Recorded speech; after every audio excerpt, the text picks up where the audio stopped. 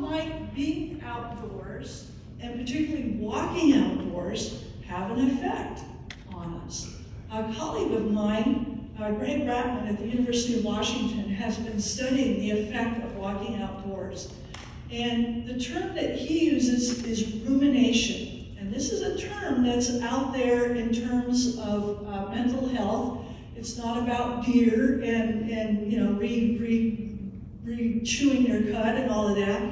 It is mental rumination. It's about this propensity, and I certainly do this propensity, if you start thinking negatively, you can get into an ever larger spiral of negative thought. And people who are depressed are more prone to this. And what he is finding is that even brief experiences, they have to be routine, it's not a one-time thing, but brief experiences walking outdoors help elevate people out of that negative cycle of thought. Another wellness approach is attention restoration. We are now in a time when we have to focus on tasks in our work. Maybe it's a budget, maybe it's writing a report, maybe it's doing drawings for a house. Whatever it is, this is unusual in the history of people. We have not been doing this sort of focused on the screen, on the desk at work for very long. And it depletes our cognitive ability. It depletes our ability to continue focus and to process information. And so attention depletion is the term for how this happens. Rachel and Stephen Kaplan are at the University of Michigan. They're now retired, but they have found in their studies that brief breaks in nature help us to restore our attention. It doesn't have to be long, doesn't have to be far away. You don't have to go on a lengthy vacation. Several minutes, just a little bit of walk away from that task in your desk, particularly in an outdoor space, can be really valuable. All right, what if you are bringing this framing of attention restoration to your workplace or some leaders? My daughter works in a hospital in Juneau, Alaska, and she's attempting to do this. And she's getting pushback, but I keep providing her with the evidence, the material that she can use to talk to people. The space that you design to do this doesn't have to be large, but having these elements, a sense of being away, so you leave the desk, you leave that workspace, step outside. Extent, it has to be big enough that you don't feel crowded by other people, that you feel you have enough room to encounter nature. And that is compatible. There are chairs, the surface is, you can easily walk on it, so that the basic design things that make it easy to negotiate and move about the space. But this one is important, soft fascination. That there are elements within it that draw your attention without effort. That you look at things and pay attention to them without saying, I have to do this, I have to find this. What are some things that offer soft fascination in nature? For me, bees, pollinators. If there are plants where their bees are moving about. Birds, yes. Anything else? Flowers. And the change of seasons, foliage, color, what else? Water. Water is so important in this. It can be just a small fountain. It doesn't have to, you don't have to be, say, on a stream or a creek or a river or a shoreline. Anything else? Moss? Moss. When I came to your part of this world, the first time I was on, it was moss.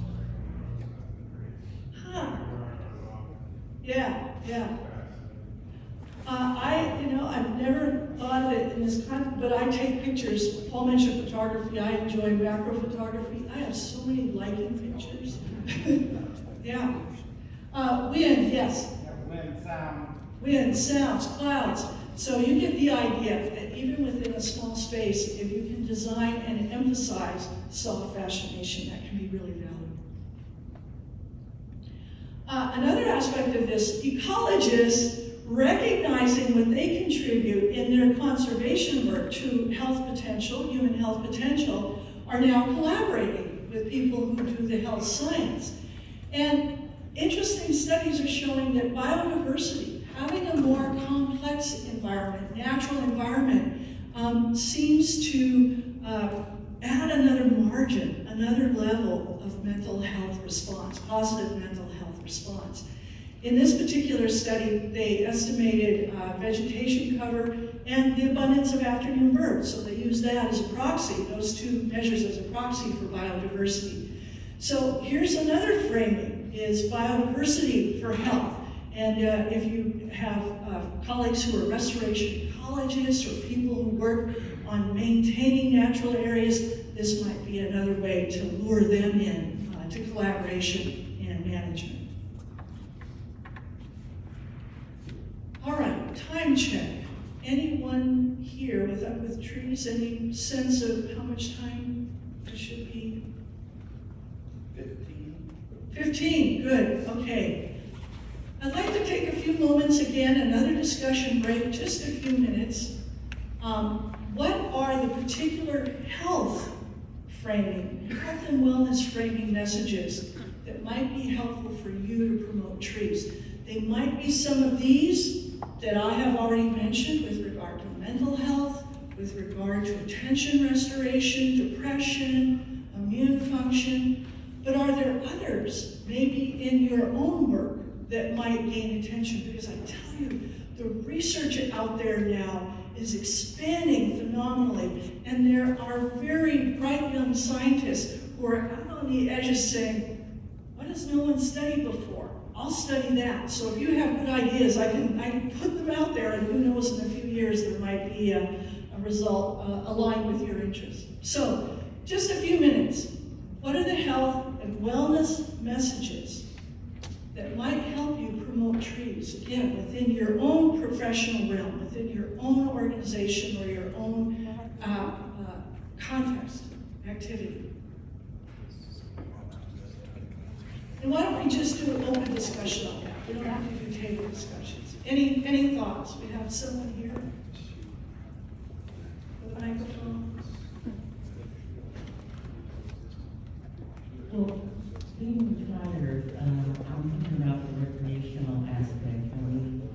I consider nature poetic dance. That dance that we see when we're in nature with butterflies, wind, etc. But also it's a ballet. And we go to things like ballet, the arts, to help us relax. It affects our mental health.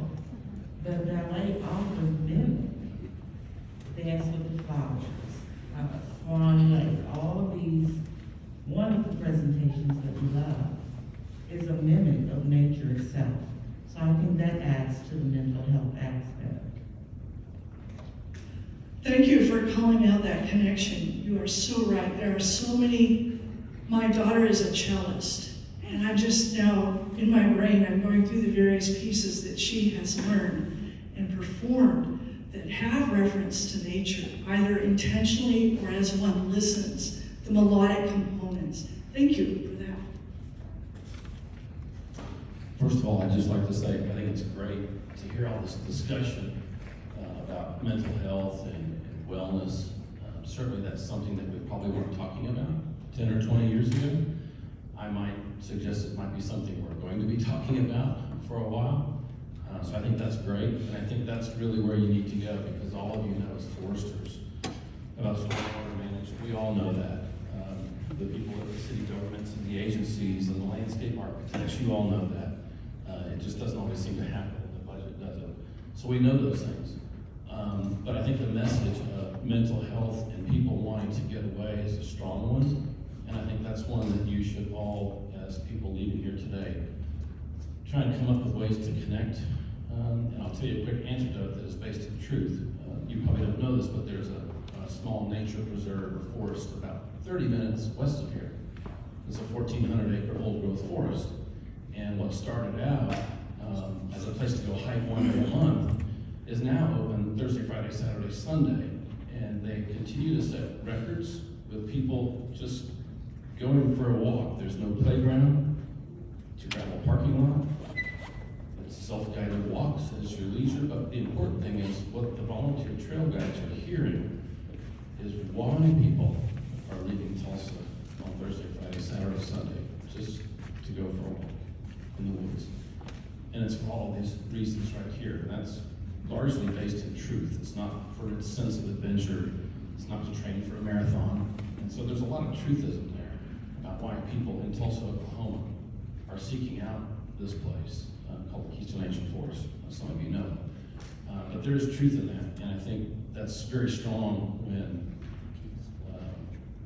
the trails were built, not with this in mind. But that is now what is happening. And I think that presents an opportunity as there's interest in either expanding trail systems or better management of this one, is data and story. And I imagine some of the people out there would have wonderful stories that they could share that would augment any sort of formal evidence presentation about all this. One more, please, if anyone's willing, able.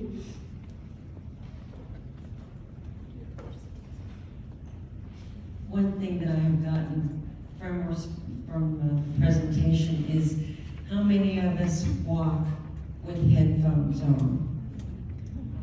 And I think that's going to reframe my recreational activity, is to walk and to listen to nature and not to block it out with my podcast or my music. I'm with you. There are places where that is helpful, and there are other places where put it aside, give myself a half an hour or so to be out and take in the natural setting.